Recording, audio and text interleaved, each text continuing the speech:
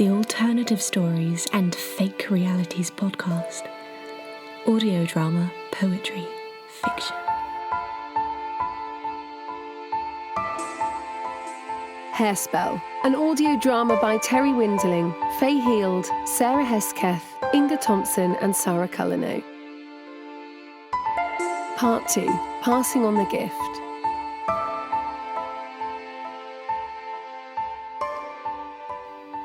In part 1 of Hare Spell. It starts with a letter, as stories rarely do these days. It was sent to 3 of us, me, Katherine and Ealine. Dark, unmistakable silhouette of a hare. And so I replied, of course. An address in Devon. How did she find me? Who is she? I dare you. Oh, this will truly be the most breathtaking, wonderful, awe-inspiring night of your life.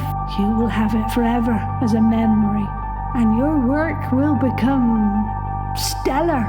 My work will become stellar. It's not too shabby already, thank you. Call it a challenge, call it a gift. It's whatever you want it to be, but oh, don't miss it. Don't miss it, whatever you do. Okay. I'm recording this on my phone as a sort of video diary. Just in case I'm, never sin again. So, the mad old lady, her name is Sally Whitehorn. Utterly crazy, but also lovely. And she makes me feel really comfortable. The mad bit is that she has proposed she turns me and these other 2 women she's lured here into hares. She lives the life we all read about, and apparently every new moon turns into a hare herself and wants us to experience it.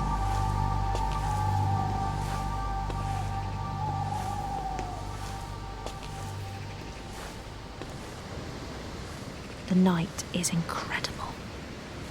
Dartmoor skies are properly dark in ways that London's don't even come close to. It will be a full moon tonight, but before the moonrise we can see the whole panoply of the summer sky arcing above us. The plough is huge. Looming to the north and alongside it I can see... What's that one called? That one there. A little like a W shape. That's Cassiopeia. Yeah, I see it. This is Hercules, the hunter. Oh, and Ursa Minor, the little bear. You can see the coil of Draco curling around it. I think it's supposed to depict a dragon. Can you see the head and then the stars right down past the bear or its body? You know all the names of the constellations? That's so cool.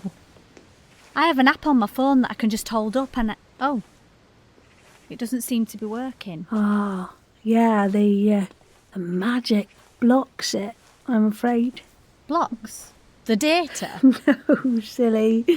Oh, they tell me there's no mobile signal here on the moor, but I like your gullibility.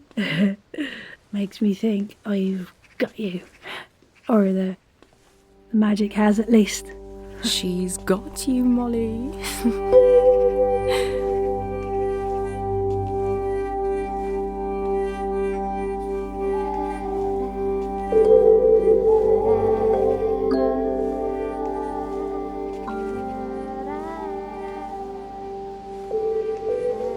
She's got me all right.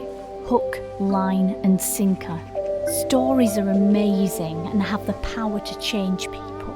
Songs too, of course. But you have to be inside them to really bring them to life. Live them like we're doing on this Dartmoor night. Not just write them for an album. Maybe that's what Sally meant all along. She wanted us to get together to feel the magic of getting the stories rather than just going through the motions of creating work. Whatever it is, you can count me in. I've never mind looking silly. I've felt deep connections doing yoga and certainly in communal singing. It's spiritual and not in a dusty old churchy way. Something much deeper. It feels good to connect to these people and it's nice to be here. So let's just see what this evening has to offer. We don't have to walk far from the village for the sound from the pub to fade to nothing. The drone of traffic from the road to drop off, and for us to experience this profound silence that is both magical and terrifying to someone used to the city's 24/7 white noise. You can hear the rustle of wind through heather, Katherine's soft breathing, Molly's gentle footfalls on the soft ground. Sally, of course, seems to float with the grace of a woman half her age. There is certainly magic in the air, and the stars, and that weird moment-defining silence just seemed to accentuate it. Accentuate everything I'm feeling. Oh, shit. Listen to me. Magic. I keep having to remind myself who I am. Keep saying it under my breath. Science, science, science.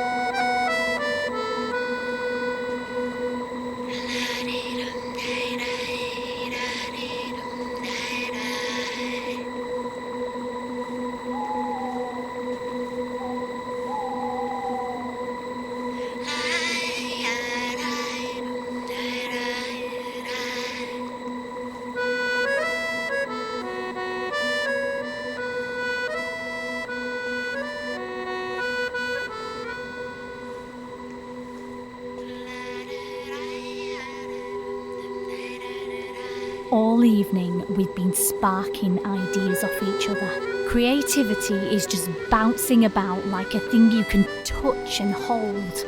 I love hearing my thoughts come out of my head. Talking somehow fixes the things I think instantly, exposes the gaps, the bits I haven't quite nailed down yet. I love doing this. Working with people, responding to their ideas, shaping my thinking from things other people say, realising what it is I actually think myself.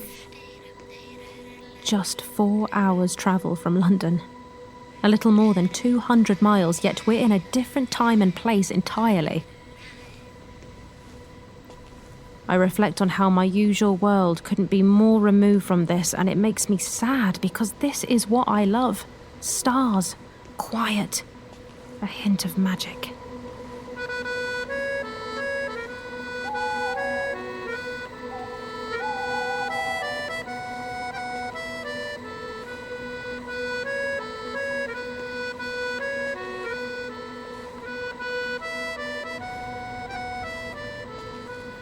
My day-to-day work has me so isolated, trapped inside my computer.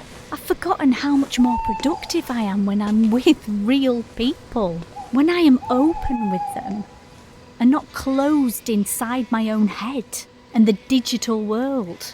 I must remember to do this more.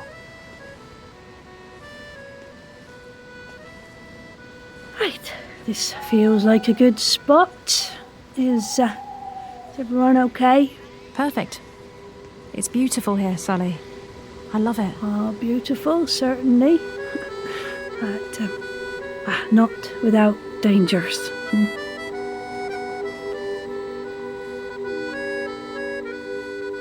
So here we are, standing under the dark sky. A new moon about to peek out. We have taken off our clothes and we're wrapped in loose dressing gowns. It is beautiful, a breath of breeze.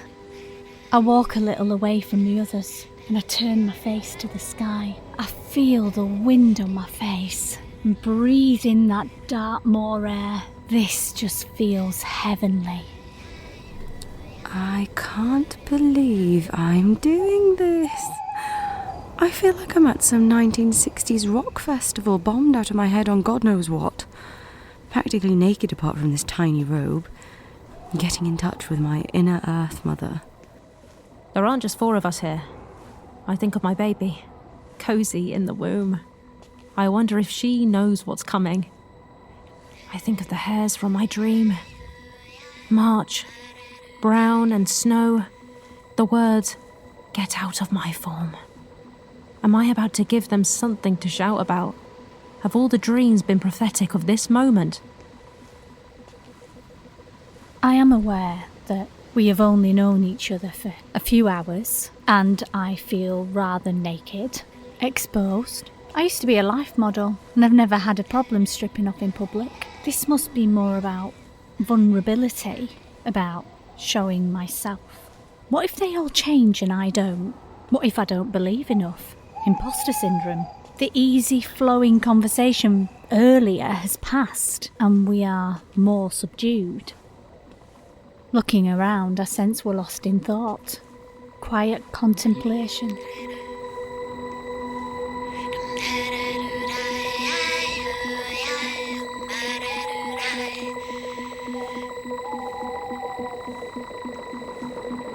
My mind's a mess of contradictions and conflicts. Like they used to say on that old TV show, I want to believe. I really do. At least I've entered into the spirit of things. Take a picture now and call it Katherine naked on Dartmoor. It will never be seen again. I've never seen starlight on my skin like this. I love it.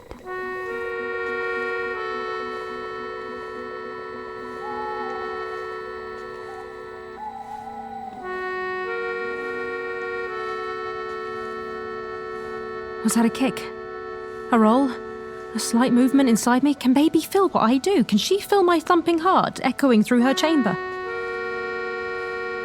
Sally has said we will become hares and we will be safe on the hill.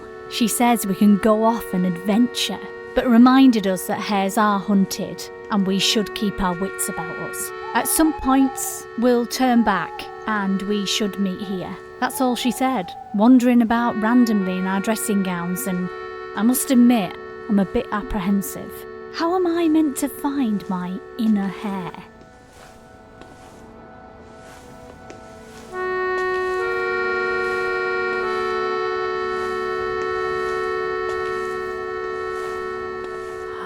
Okay, now can we all just come into a huddle?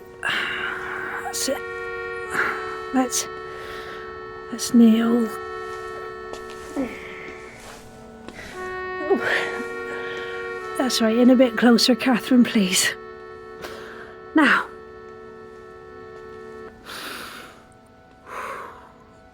if any of you is unsure about this or having second thoughts, you need to say so now.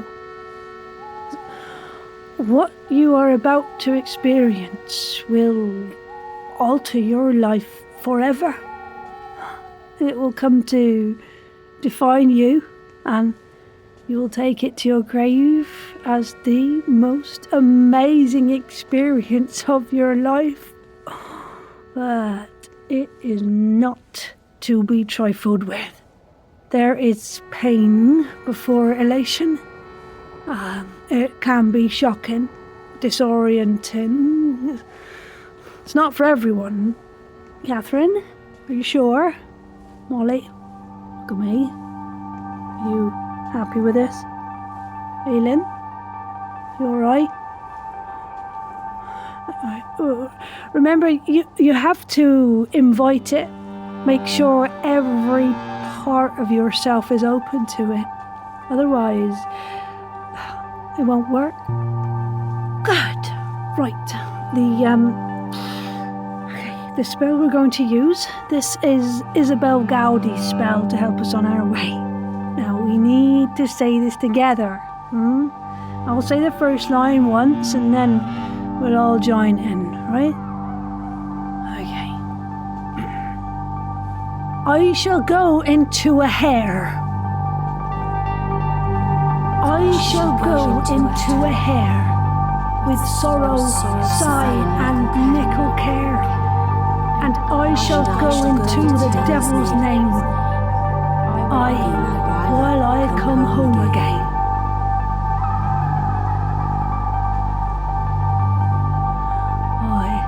It's starting. Can you feel it? I find that I'm shivering. Can't control myself. It's as though my body wants to rattle itself to pieces. I I'm 16 again and taking a terrified drag on a joint for the first time. Fear of being caught, coupled with intense anticipation. Is it working? Has it started? Am I stoned already? Is that itch on the sole of my right foot the beginning of something? Or is it just a tickle from the grass underfoot?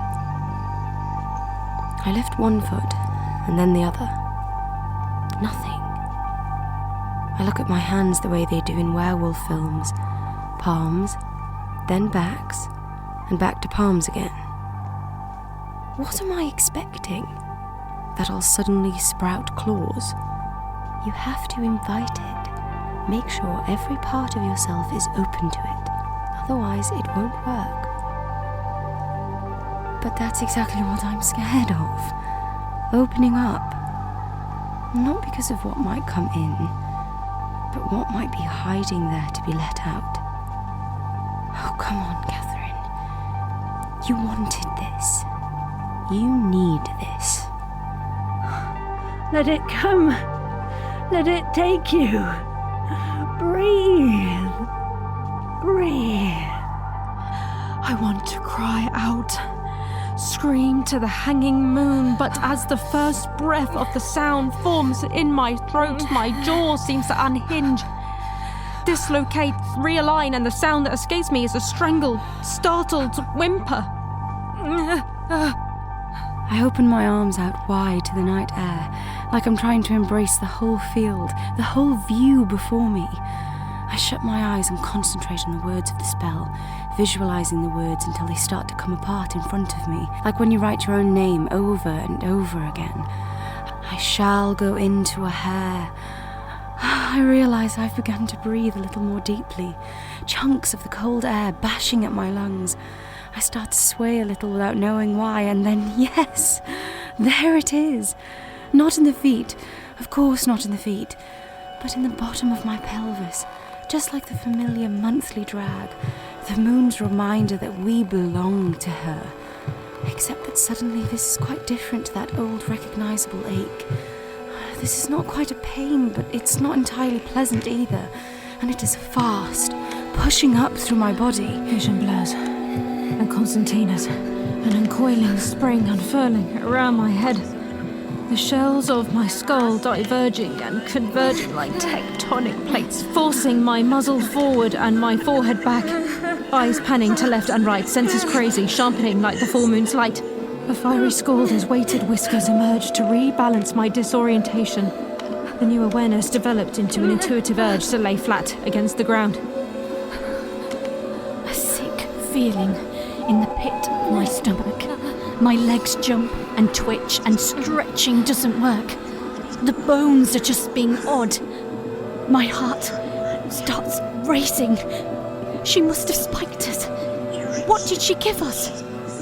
I might have accepted the offer of drugs, but to do it unknowingly, that makes me angry. And a really sharp anger, an animal anger. Then rape. It feels like my soul is tearing apart, tearing from my body, rending itself in two. A pain that is undescribable but fleeting. The moan of childbirth, the waxing of the upper lip, insufferable but brief. Oddly exhilarating and leading to something I can't even hope to explain. The night is still and calm, but I have to catch my breath, like when the wind wrenches it from your mouth on a street corner. And then without thinking, I'm down in a squat, my heels rocking, arms clenched, holding myself. No. Open up, Katherine. Oh, the rocking gets faster, my toes gripping the earth, my hands digging into the dirt in front of me. And there's a sound coming from my mouth that is half moan, half laughter. Mad, witchy sound. A sound that women have been making for centuries that says, I do not care. I do not care what you think, and I do not care what you believe, because this is it. This has happened before, and it will go on happening. And right now, it is happening to me. Agony distances me from this spectacle in the same way mothers are removed from their indignities in labour. Pain is the threshold. Without trauma, the coming-of-age ceremony is incomplete. A memory flashes through my mind, tangible and real. A story about a butterfly retold in school assembly. An onlooker helped the creature out of its cocoon. But because the butterfly had not squeezed itself through the tight tear, life-giving fluid was not wrought through its extremities, rendering it unable to unfold its wings to fly. Limbs and joints crack and creak. Redress, remould me. Pain ripping and swelling. My body being redrawn by some insane draftsman as I stumble forward to a downward dog position. Spine stretching, elongating while inside entrails twist into intractable Gordian knots. Pain replaces terror, replaces the anguish of recalibration, of rebirth.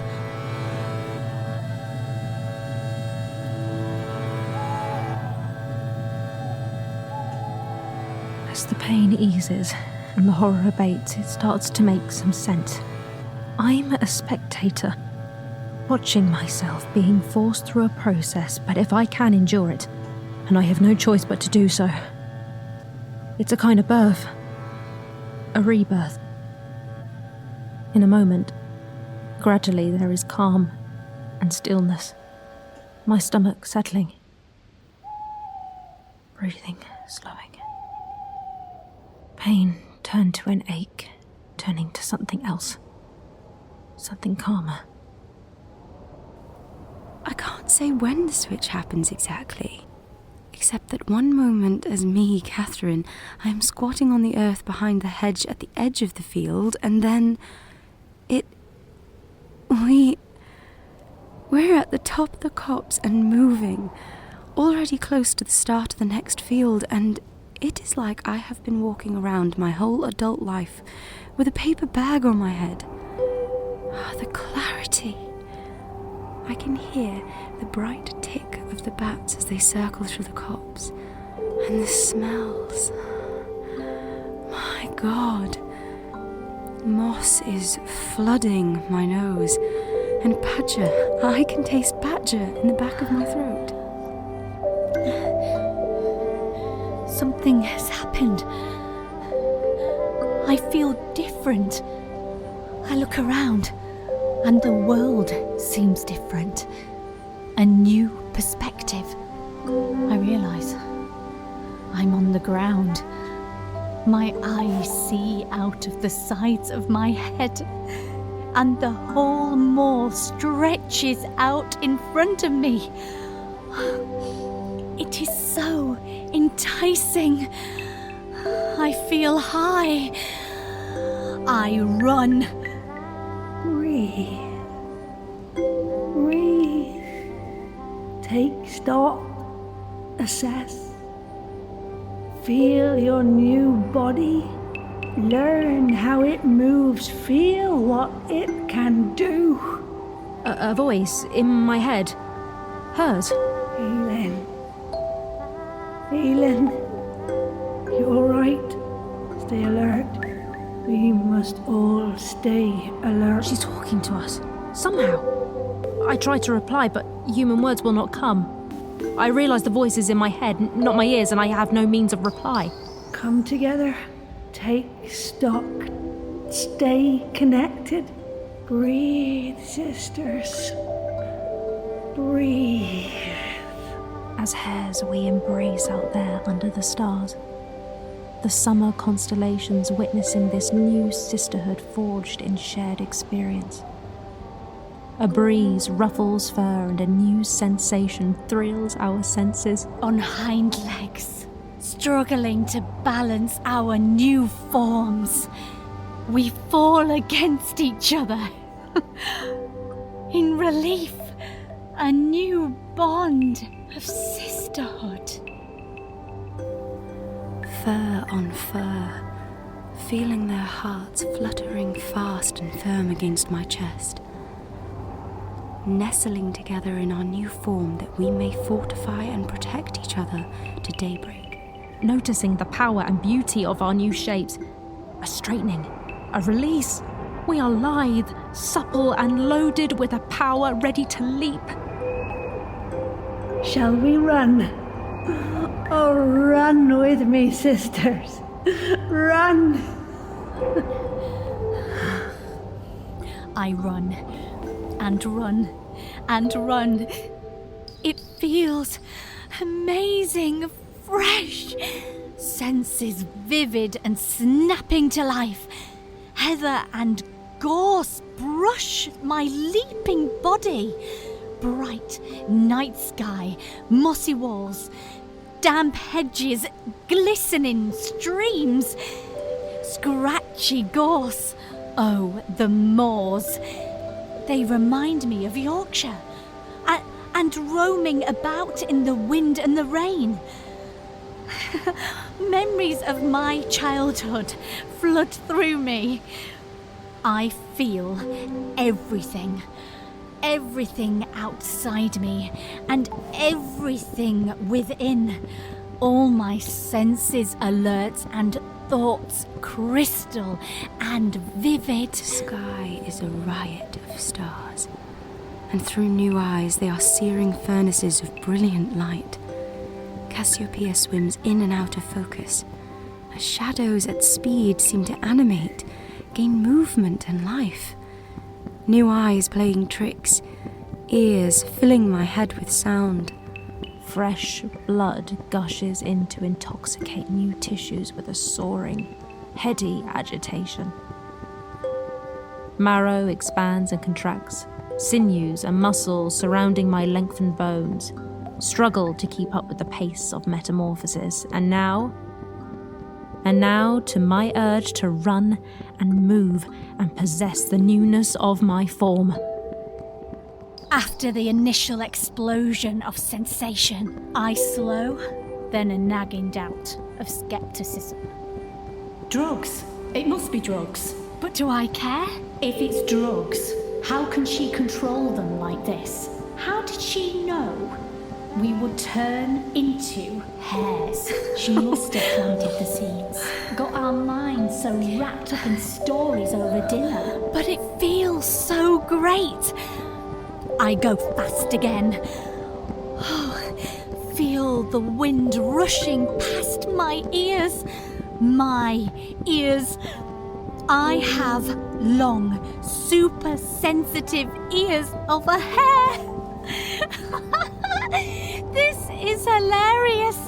It's incredible. I lose myself in the sensations again. I want to hear music through these ears.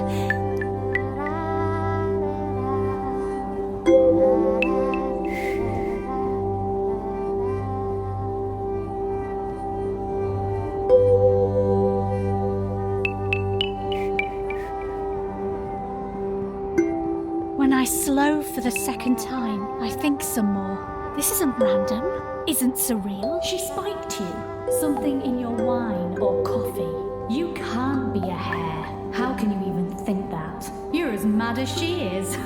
A drug. Some sort of drug. Drugs don't do that. Everything would be still shifting and changing, being weird. But it's not weird, it's just different. It's just that I'm a hare. I'm a hare. I remember what she said about the safety of the hill and predators. I suddenly feel exposed. I look around and try to work out where I am, Navigation has never been my strong point. But the hill she had taken us to was so unique, standing out of the surrounding moors like a mountain. It is impossible to miss.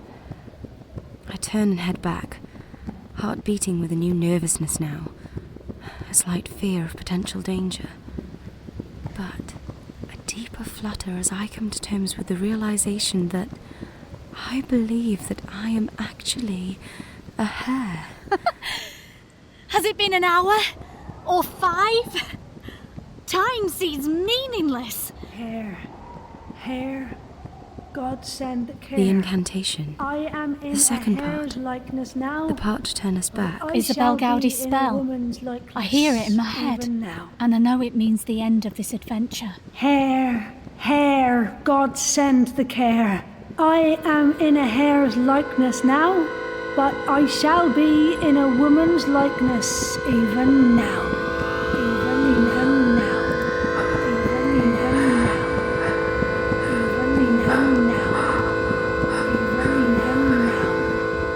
For a moment, it feels that I am bursting from my hare's body, expanding so rapidly, a diver rushing to the surface from deep underwater. Expanding, like Alice when she swallowed the first pill. I feel like I'm going to explode. My body bursting like a balloon pumped too hard. I try to scream, but sound won't come, just this primal moan of horror. Breath forced from my lungs in this sensation that feels so much more sudden than the first change.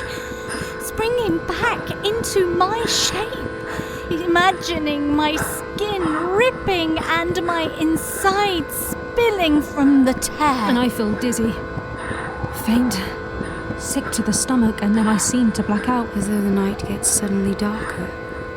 Moon behind a cloud. Stars going out one by one. Fighting for breath down on the earth. Kicking and convulsing. The constellations looping and reeling above me. Fading into darkness. And nothing. The feeling of prickly gorse or heather against my skin make me realise. Skin, not fur. It's over. I'm me again. The human me. The woman. Katherine. Although I'll never be quite Katherine ever again.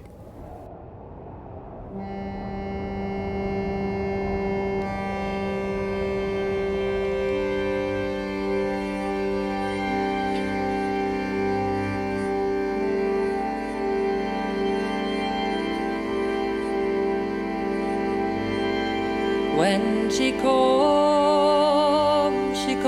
like wine, flooding my veins with her rose hair. And when she comes, I feel her dark ask, pressing its shade to my skin.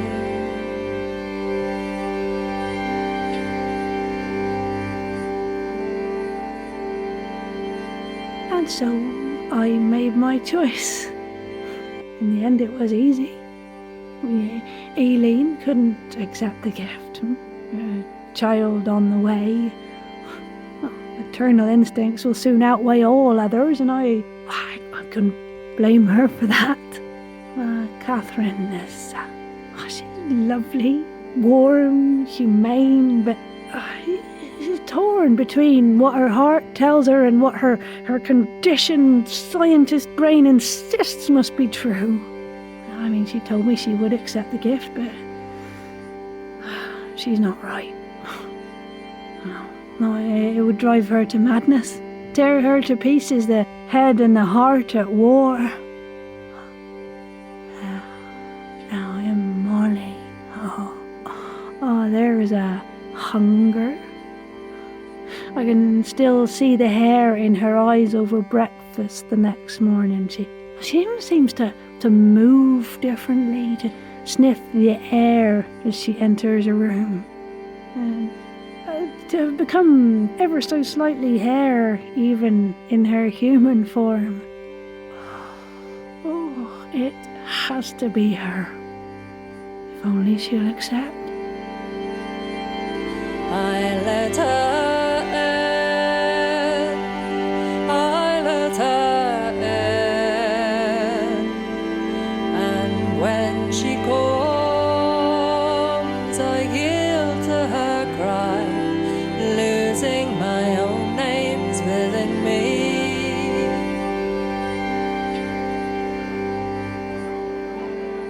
We call it the gift. Yeah.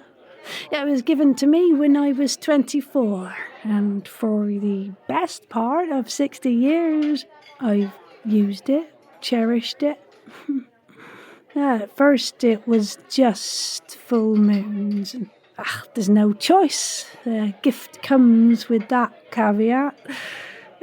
Whatever you're doing, wherever you are, the first rising of the full moon will turn you to a hare. You learn to adapt, be where you need to be, where you feel happiest, safest, most excited. As you learn to control it a little more, you can will the transformation. Start to use it for your own purposes rather than just, being a slave to it. It becomes part of you, defines you. Except, of course, you can't share it with anyone. Unless you want to be considered a nutter, of course. It's become part of me. The thought of losing it tears me apart, but I know I can't delay passing it on. So it was passed to me, and I must in turn pass it to another worthy recipient who will honour it and embrace it as I have. And I'm not getting any younger. If I die having not handed it on, it dies with me. If I die as a hare because I can't outrun the predators anymore, or I wander into a trap or snare, it's gone. All those centuries, all those women who've possessed it and passed it on a line that goes right back to Isabel Gowdy and beyond, chain broken. I can't allow that. So I'm giving it to you, Molly. To me? Do you think I can do it justice? I've never felt less worthy of anything in my life. Oh, believe me, Molly, if I didn't think you were worthy, I wouldn't be passing it to you. We all have, I think the modern parlance is imposter syndrome. You probably feel that when you walk on stage sometimes, or when you make a new arrangement of a song that's hundreds of years old. As women, we're all made to feel like imposters from time to time. This world is it's designed for and run by men. You must realise that. But you won't be an imposter with this gift, just as you aren't with your music. Oh yeah, and you're right. I get those thoughts all the time. This gift is uniquely and exclusively a female thing. Something only women can know, and they may resent that. They used to burn us as witches or drown us when we displayed powers they didn't understand. And even now, some men can't stand it when women excel in certain areas. And for this reason, you need to keep all of this a secret. The gift this weekend, all that you know about me. Oh, don't worry. I won't be shouting about any of this to anyone. Of course I accept. I couldn't be more honoured than to accept it from you, Sally. I'm just sorry that you have to lose it for me to gain it. Yeah, well, just the way. Yeah, it was always like this, I'm afraid. Oh, you use your gift wisely and it will enrich your life in ways you cannot imagine. I shall. Of course I shall. Come closer, Molly. I hereby relinquish all that you gave me, Sisters of the Hare. I pass the gift to our new sister, Molly. May she use it wisely, and may she always be protected, as I have been protected. May she be fleet of foot and mind, wise and wily, strong of will and limb. May the gift bring joy, exhilaration, wisdom, and understanding, as it has for me. Oh my God! Did you feel that? A kind of electric shock, a jolt? I did, Molly. I did. And that was the moment you accepted it, mind and body. The moment it left me and passed to you.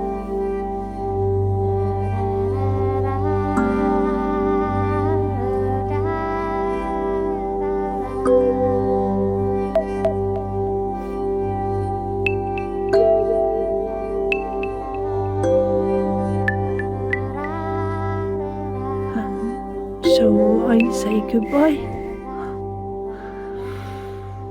I wonder if I'll see her again, or even hear from her. I wonder how I'll feel on the next full moon, knowing she's out there, changing beneath the starry sky, racing across field and valley as I have for more years than I can start to remember. Becoming a hare, while I am not.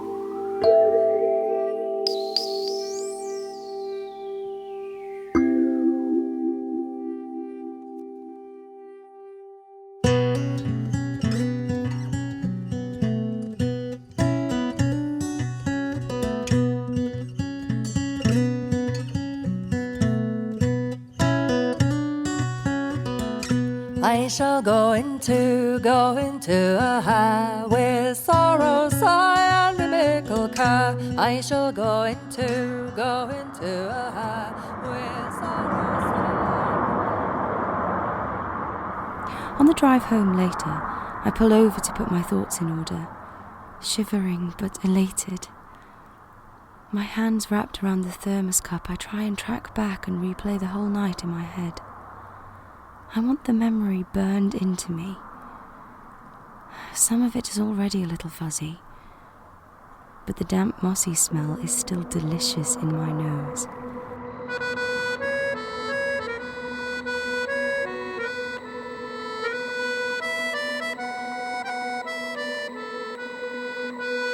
I feel like I'm taking custody of something very precious, like a child or a much-loved musical instrument.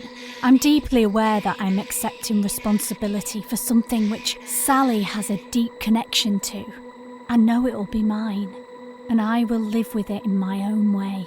But I have a responsibility to keep in touch and honour her relationship with the gift. Maybe like a daughter-in-law enjoys the grandmother's relationship with her child. I want her to be part of this, to retain and feed the connection. I feel blessed to be adding her into my life along with this gift. I can't imagine how you'd separate them. When I think of this, I think of her. There is no choice. She is part of my life now. We are family. We are sisters.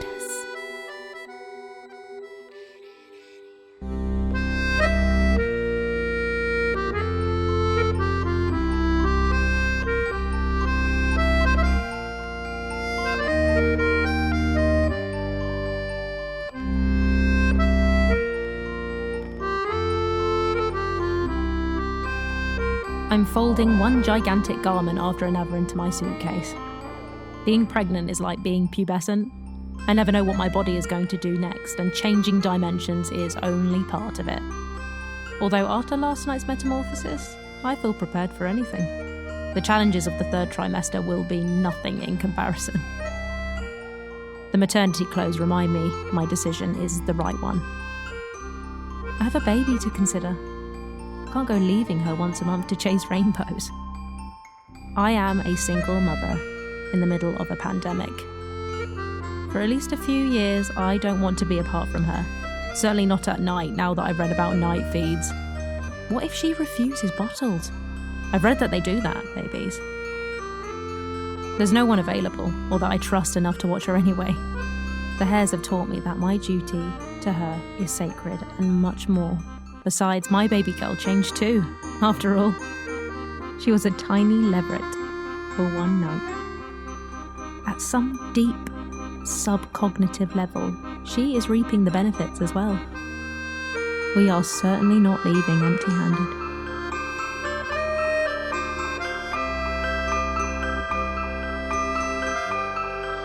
Looking back at the first time, I smile. The exhilaration, the release, the flash of all my animal instincts flooding into my system, the freedom, the trust in my wild self, the belief.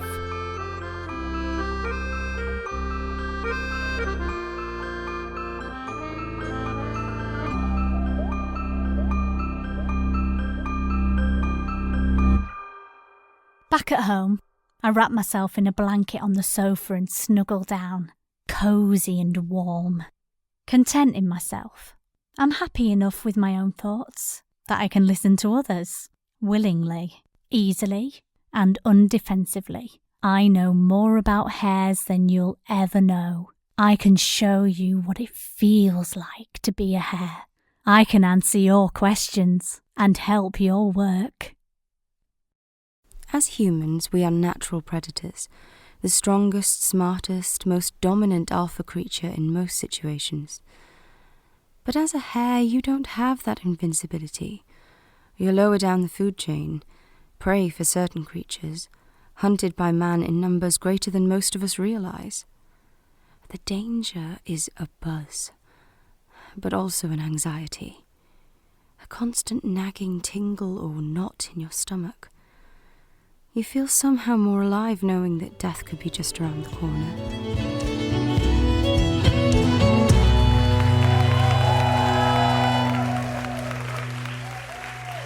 When I sing those hare songs now, I have an inner smile.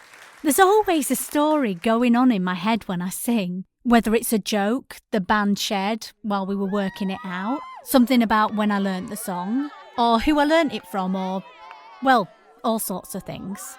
But with these, all I think of is the first time. The memory of release fills my body, and I feel the raw emotion coming through my voice. These are always the songs people ask for at the merch table. They love them, and I'm sure it's something to do with that memory, that energy pouring through me. Whether I'm in hare form or not, it's still in me. Do I understand hares more now than I did before? Definitely. But was I truly a hare, or was I a woman in a hare's body? Can I share my experience? Not if I want to retain my research funding, grants and fellowships. I wake on cold mornings, hare dreams still spinning in my head, and I am back on Dartmoor, back on that magical night,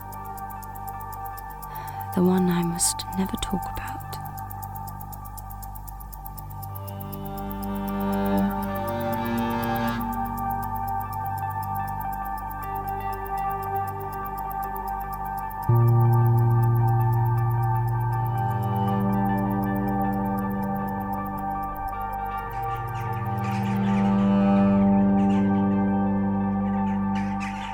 It's always worse in the winter.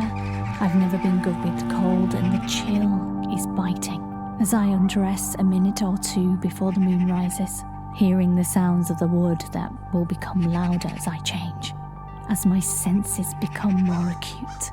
I put my clothes under a bush with my phone and car keys, hoping they'll still be here when I get back.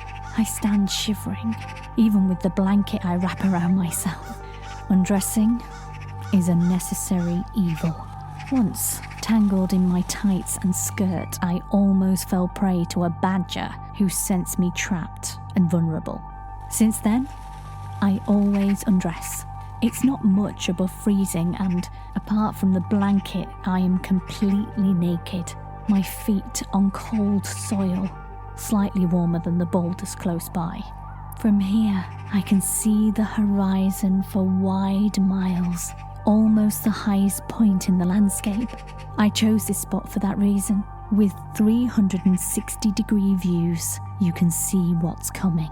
I see the first bright slither of the new moon's disk, and the first fluttering of my heart that tells me change is afoot. I start to feel my breath deepening, coming faster as my heart quickens, and the familiar buzzing tingle begins across every inch of my skin. Goosebumps and a catching of breath. A sharp pain makes me gasp. I still feel sick and disoriented, in despite of the fact I've been through this so many times before now. The moonlight is starting to paint the landscape with a waxy blue light, and I am changing, slowly at first, then like a chain reaction, strong and unstoppable. A point of no return, a bridge burnt, gathering momentum. My breath is ripped out in a gasping scream I can't suppress. It echoes through the trees, and a hunting vixen returns the call way off in the darkness. I need to watch out for her shortly. The sense of compressing bones to a fraction of their size, of shrinking and lightening, the horizon spinning as my vision readjusts to the new lenses. The ground seems to leap up to meet me, and the smell of damp earth, strong and rich amongst 1,000 new smells. The creaking of trees, of a dozen footfalls, of wind and wings and breath out there in the forest, and of the brightness of moonlight to illuminate my change. And here I am, lepus timidus, a doe hare, feeling the power in my new body once again. I compare myself to a tightly strung bow drawn fully back to contain a power that, when released, could propel me to the moon. My thighs are like pistons, with the strength to move at speeds you would not believe. My ears detect sounds a mile away and further on the breeze. I am power and perception, a dynamo of restless energy with the guile and speed to outwit, outrun and outthink any who might cross me. No one has ever captured half of what it is to be a hare. No artist, singer, folklorist or writer, even naturalists who have studied us for entire careers reel off facts they don't truly understand. But watch this. My legs propel me across the moonlit expanse of ploughed field like quicksilver, an arrow from the tautest bowstring, like a rocket to fathomless space, like the magic that gave me this.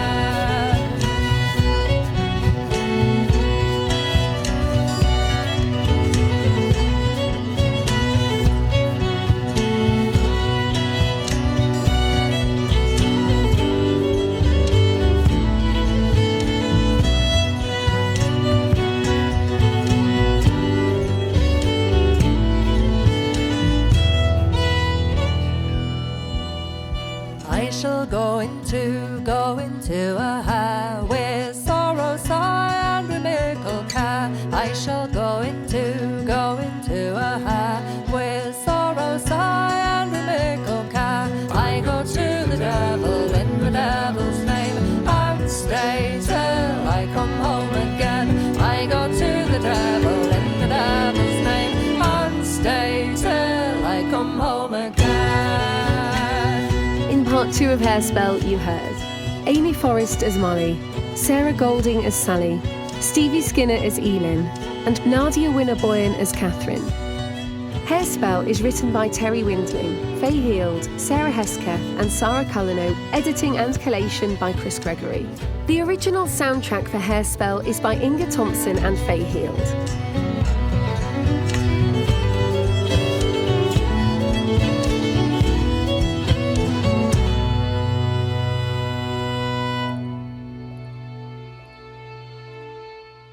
The instrumental soundtrack recordings you heard are written and performed by Inge Thomson. Copyright Inge Thomson and commissioned by the Alternative Stories and Fake Realities podcast. The songs When She Comes, written by Fay Hield and Sarah Hesketh, and Hare Spell, Traditional, arranged by Fay Hield, are taken from the Topic Records album Rackline by Fay Hield. Copyright is held by Fay Hield under exclusive license to Proper Music Publishing Limited. We would like to thank Fay Hield, Topic Records and Proper Music Publishing Limited for their kind permission to use these tracks. The musicians on these tracks are Fay Hield, Sam Sweeney, Rob Harbron, Ben Nicholls and Ewan MacPherson, and production is by Andy Bell. Direction, sound design and production of the audio drama is by Chris Gregory.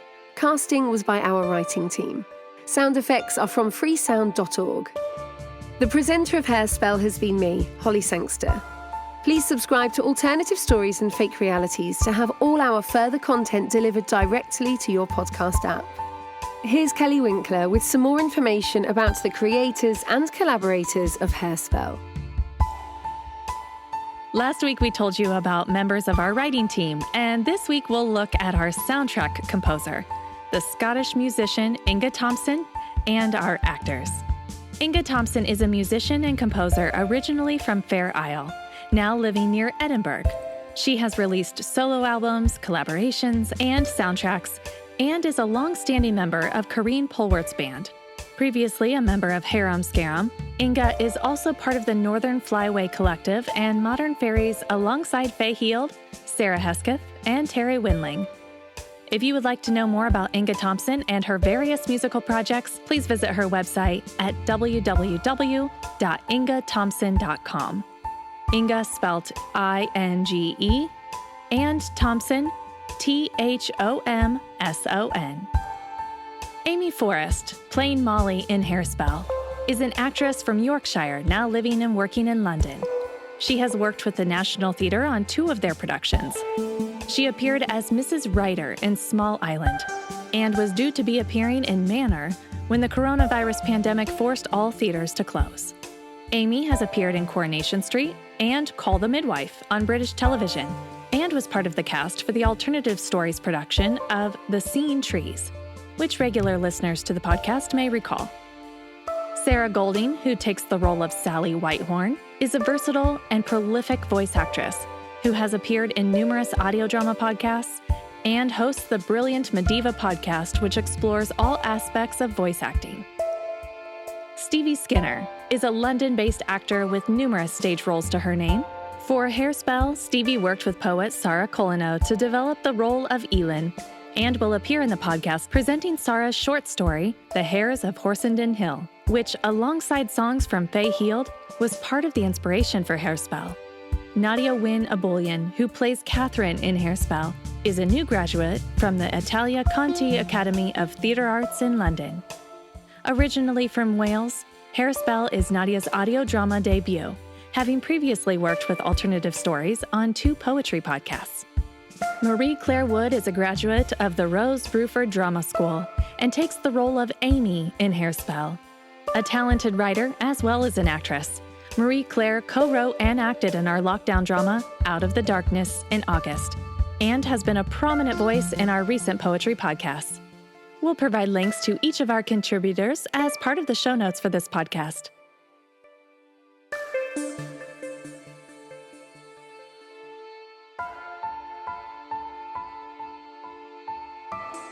In 2 weeks on Alternative Stories and Fake Realities, we'll bring you the 3rd in our trilogy of episodes with a theme of hares.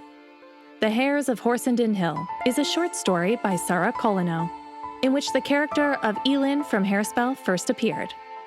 This story digs deeper into hare mythology and into some ancient folklore and history from the towns and villages which now form part of West London. Please subscribe to hear the Hares of Horsenden Hill on the 9th of October, and our exciting program of audio drama, poetry, and fiction coming up this autumn. If you have a moment, please rate and review the podcast, preferably in Apple Podcasts or Podchaser. Reviews and ratings help to increase the profile of the podcast, allowing us to create better and more frequent content. As of this week, you can now listen to alternative stories on Amazon Music. We'll provide further details on how to find us there in our show notes and on social media. Next week, we have a special podcast to celebrate the UK's National Poetry Day, and this will be out on Thursday, the 1st of October. Thank you for listening to Alternative Stories and Fake Realities, presented by Holly Sangster and me, Kelly Winkler.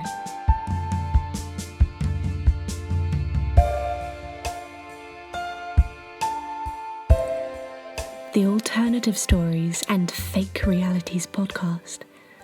Audio drama, poetry, fiction.